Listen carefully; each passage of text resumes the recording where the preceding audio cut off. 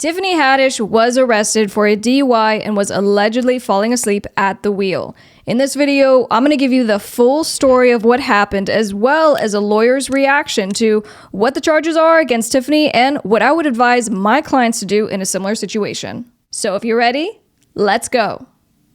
Hi guys, I'm top music attorney Miss Krystle. I'm an entertainment attorney, public speaker, and creator of the Top Music Attorney School for artists and record labels. I'm the owner of Dukes Up Records, and most importantly, I'm an independent artist.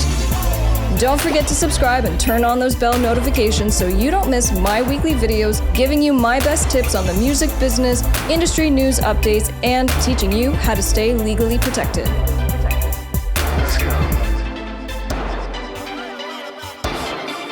TMZ reported Tiffany Haddish is facing a DUI charge after cops say she was dozing in the driver's seat of her vehicle early morning in Georgia. Law enforcement tells us Tiffany was arrested by Peachtree City PD around 4 a.m. Eastern Standard Time. Although she was getting booked for a DUI, the comedian still managed to smile for the camera when cops snagged her mugshot. Cops were responding to a call for a driver who had fallen asleep at the wheel. Officers had a description of the vehicle and were on the lookout for it when they spotted Tiffany pulling into a neighborhood. They stopped her and arrested her for DUI and improper stopping on a roadway. Cops believed she'd been smoking marijuana. According to records obtained by TMZ, she posted a bond for $1,666 and was out of jail by 6:30 a.m.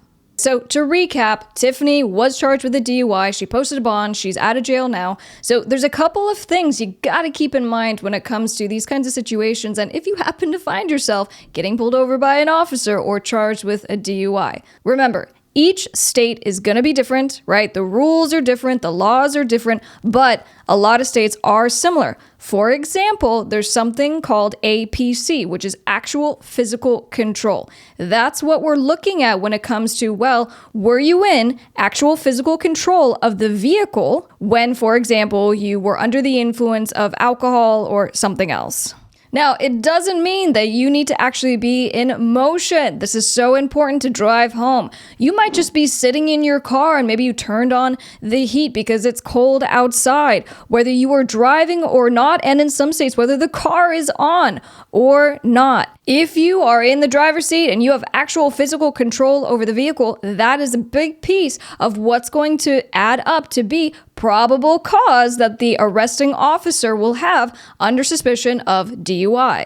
So the first thing we're going to look at when it comes to the chain of events that led to an arrest on suspicion of DUI, well, the first thing could be you get pulled over because you're a distracted driver, you have a broken taillight, you made a bad turn. Whatever the event is that allows the officer to stop you, well, we got to make sure that that is in fact a legal stop, but they can, police officers can stop you for pretty much anything. And in Tiffany's case, someone had actually called and reported that there had been a driver falling asleep while driving, reported the vehicle, and the police found that vehicle and pulled over Tiffany. Now, guys, I think it's very common that people are prone to start volunteering information when they get pulled over. So, for example, if a police officer says, "Ma'am, have you been drinking? Sir, have you been drinking tonight?" And it would be common for someone to respond, "Well, I only had one drink," or "I only had 2 drinks." And they do that to try to limit liability. However, what you just did is you made an admission that you were, in fact, in actual physical control of the vehicle and had 1 drink or 2 drinks. That now is going in the officer's back pocket as he is now building his case. Guys, remember, the minute the police pull you over, that person is doing an investigation to get probable cause.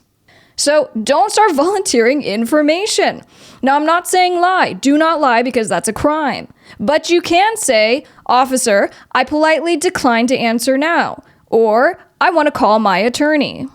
Now remember, the officer at this point is trying to build his or her case of probable cause in order to arrest. So one common type of test is a field sobriety test for alcohol.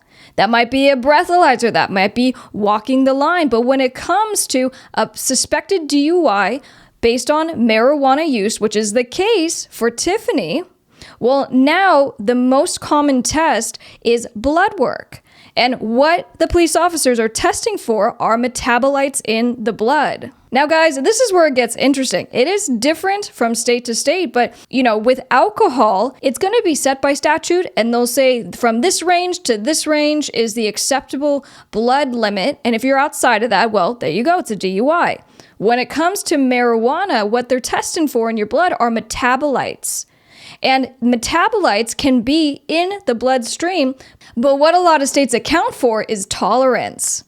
So when it comes to marijuana use, some states will actually account, and this will be a big argument for defendants. And they'll say, well, even though I had smoked marijuana, that I have a tolerance level, so therefore I was not impaired. So this is a big difference between alcohol and marijuana use when it comes to defending in a DUI case. Now, the other consideration here is that marijuana is not legal in all states. So if marijuana is illegal in your state and now you're getting charged with a DUI, guess what? You have an additional charge that's tacked on right away. So you might be wondering, what happens after you get a DUI? Well, in this case, we heard Tiffany, she paid a bond and she was released just a few hours after getting arrested. But remember, there had been a number of steps taken for the officer to then eventually get to probable cause so that he could arrest her. And so in the defense of Tiffany or anyone else who might get a DUI charge, the first thing that any criminal attorney is going to do is to look at what happened and did the officer make any mistakes.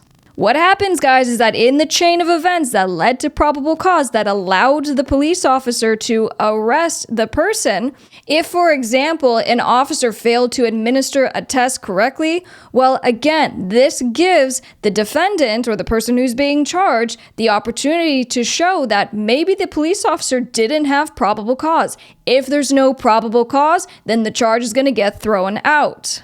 And the good news is that everything is on body cams today. So a good criminal defense attorney is going to be asking for that footage, watching it, and trying to identify any mistakes that the police officer made leading up to the arrest. And another big piece of this analysis is, was the original stop legal? Now, like I said earlier in this video, the police can stop you for pretty much anything, but again, as a good attorney, if you're able to prove that the original stop was illegal, guess what? We can get that DUI thrown out. So what's going to happen next for Tiffany? Well, there's a charge nonetheless, and, prosecutors are going to look at her criminal history. For example, if this is her first DUI, she has an opportunity to negotiate for a lesser charge. And if she can't negotiate for a lesser charge, she can go to trial. And whether it's in process of trying to negotiate that lesser charge or battling it out at trial, she's going to want to use any and all information collected about, was the original stop legal? Did the officer make any mistakes in the stop, in the search, in the questioning? And if so, is there an argument that the officer did not have probable cause? Because if there is no probable cause, there can't be a DUI charge. Try not to find yourself in this kind of situation, but if you do, number one, make sure you're not volunteering any information. You gotta comply with the officer. Don't make yourself look like an ass because you're getting wild during the stop, because guess what? That could be used against you later on.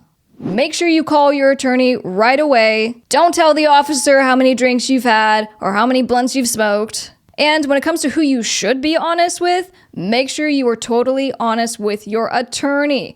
Not only is your attorney going to see the body cam footage, he or she is going to know what went down, but that person is there to have your back. Don't let your attorney get blindsided because you left out some bad facts. If you guys are interested in checking out what I do musically, I'll be sure to link a playlist at the end of the video with some of my music videos. Don't forget to come say hi on social media. You can find me on all platforms at Top Music Attorney. If you haven't yet, be sure to subscribe, turn on those bell notifications so you don't miss our weekly videos helping you with your music career, and I'll see you on the next one. I'm Top Music Attorney, Miss Krystle. Bye, guys.